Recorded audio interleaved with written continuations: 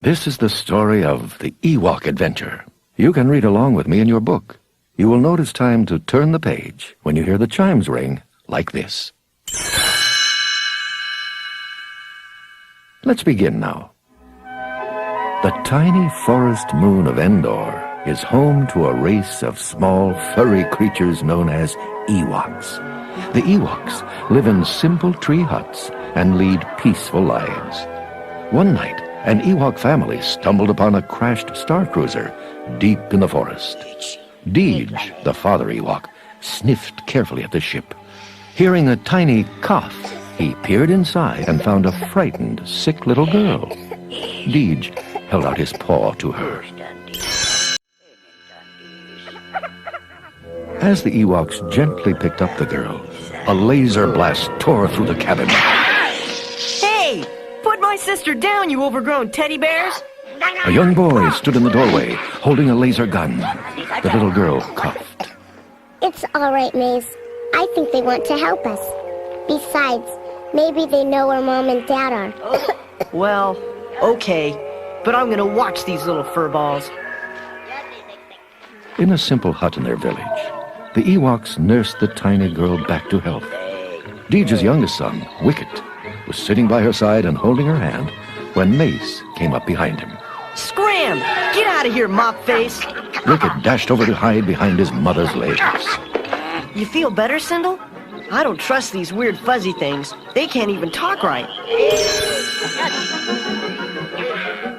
Day by day, Sindel got better until one day she felt strong enough to play with Wicket and his pet animals. But Mace was still uncomfortable with the Ewoks. Listen, sis, we should get out of here pretty soon. Mom and Dad might be waiting at the Star Cruiser. Wicket giggled excitedly. Sindel gasped and turned to Mace. Did you hear that? He spoke. Big deal. We've got to get back to where we crashed. Wicket cocked his head. Star Cruiser. Race. Late that night, the two children sneaked out of the Ewok's hut and crept through the dark forest. They hadn't gone far when they heard a low growl behind them. Suddenly, a huge boar crashed out of the woods, its fierce eyes blazing and its sharp fangs bared. Run, Sindel! Head for that hollow tree! The children ducked into the tree just as the creature swung a mighty claw at them.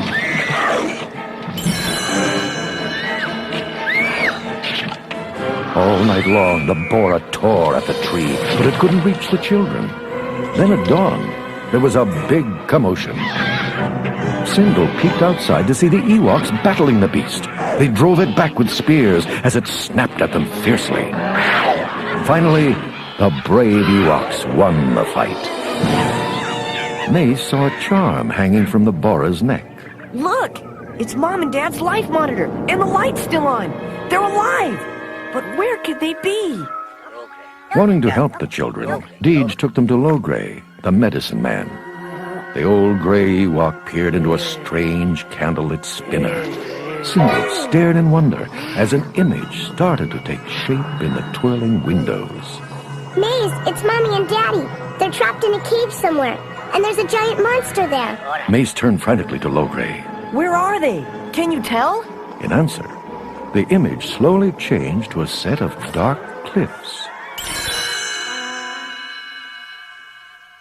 Logray pointed to a map to show Deej where the cliffs were.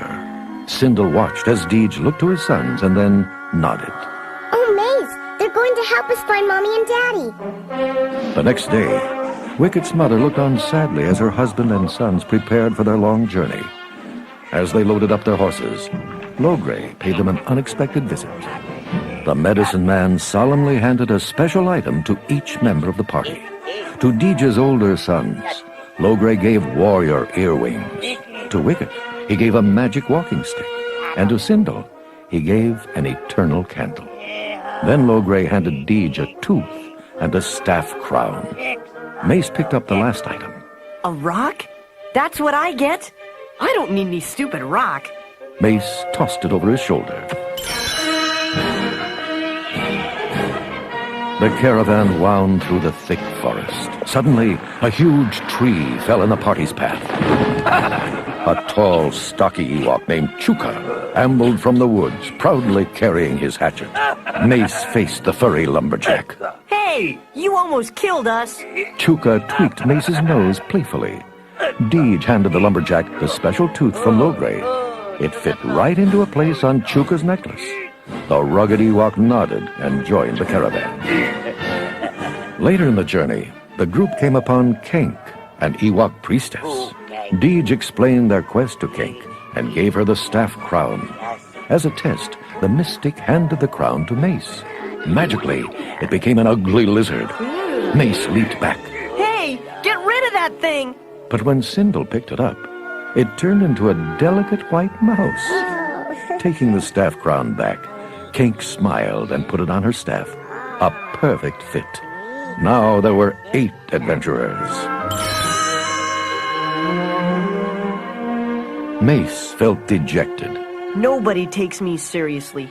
I wish Mom and Dad were here. The young boy bent down to gaze at his reflection in a pond. Slowly, he extended his finger and touched the water's surface. Suddenly, the pond pulled Mace right in. The boy was trapped beneath the pond. Mace pounded on the surface with all his might, but he couldn't escape. Chukha tossed vines and branches into the enchanted pond, but the water just dissolved them. Finally, Wicket timidly poked his magic walking stick into the pond. He felt a tug. Sindel rushed to his side. Come on, everybody, pull! Slowly, Mace came out of the pond. The boy smiled shyly at Wicket. You saved my life. Thanks. Wicket patted Mace's head. Christ.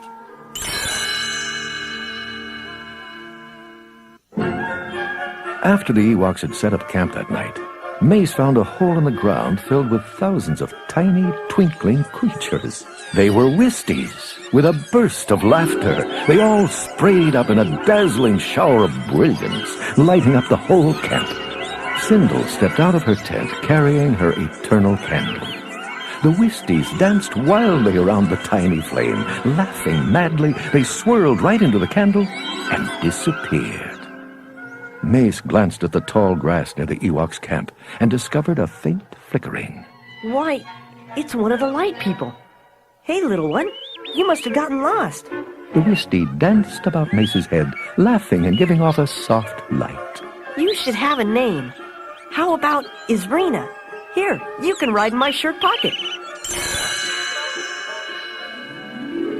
The next day, the caravan stopped on some rocky ground. There ahead stood the dark cliffs they had seen in Logray's image spinner. Sindel turned to her brother. Whenever we get in a jam, one of Logray's gifts helps us. Where's your rock, Maze? Mace sighed sadly. I didn't keep it. Wicket nudged the boy and placed the magic rock in his palm. Thanks, little guy. I guess you bailed me out again. Chukha broke open the rock, revealing an arrowhead which spun slowly and then shot off to show a secret opening in the cliff face. After telling Sindel and Wicket to stay behind, the party followed a rock stairway to a pit covered by thick strands of webbing. Carefully, the group crawled across the pit. Suddenly, a huge spider clambered onto the web. Mace's eyes widened. Quick, we've got to cut the web. Mace hacked at the strands, but the spider was charging too quickly. Kink stepped forward, spinning her magic staff. Dazed, the spider stopped in its tracks. Chukha hacked through the last strand, and the spider fell into the deep pit. The adventurers crept down the damp tunnel and stopped at a huge doorway. Mace and the Ewoks gasped as a giant shadow passed over them. They were in the chamber of the giant Gorax. Mace peeked inside. That's the monster that captured Mom and Dad. Come on! They slid silently along the wall, watching as the frightening Gorax sat down to dinner. Mace pointed to a cage that hung in the chamber. Look! There are my parents!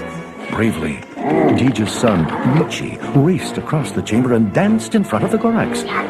Mace watched as the giant angrily chased the Ewok out of the room. We'd better hurry! He won't be able to keep that monster busy for long! The Ewoks dashed across the chamber, rigged up a springboard, and set Mace soaring up into the cage. He hugged his parents tightly. I'm so glad you're all right. Now we've got to hurry. Here, I brought some rope vines. Mace and his parents slid down the vines. Suddenly, an angry bellow filled the chamber. The Gorax stumbled back in, still chasing Ouija. Everyone bolted for the door, everyone but Chukha. Bravely, he swung around and charged the monster, hatchet held high. The Gorax tried to snatch the furry Ewok up, but Chukha was too fast. The lumberjack whacked the monster hard on the leg. Suddenly, a bright light sprang from Mace's pocket and buzzed around the giant's head. Go get him, Isrina! Swinging at the tiny glow, the Gorax smashed his fists into the wall, sending rocks flying. In horror, Mace saw the shower of stone crash down on Chukha. He dashed over to his fallen friend. Chukha, get up, please! But the wounded Ewok was dying. Chukha smiled weakly, handed the young boy his prized hatchet, and tweaked him on the nose one last time. The Gorax was about to grab Mace when Isrina made a dazzling dive at the monster. The Gorax swatted at her madly as she flew around his head. Finally, he dashed blindly out of the chamber. The Gorax thundered down the tunnel.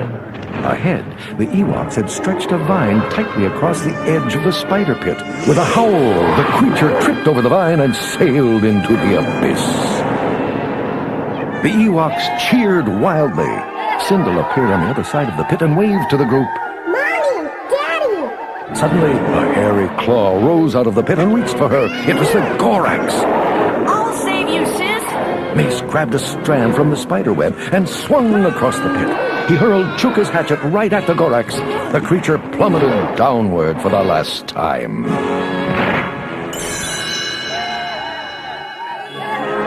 A joyous celebration was in full swing in the tiny Ewok village. Each of the families was together again. Mace stepped outside, took Isrina out of his pocket, and softly said goodbye to the tiny glow. Sindel joined him, and Mace took his sister's hand. You know, these furry little guys are pretty special. They split up their own family to help us find ours. You know, I'm glad we crashed here. Wicket slipped his paw into Mace's hand. Rusa Christ!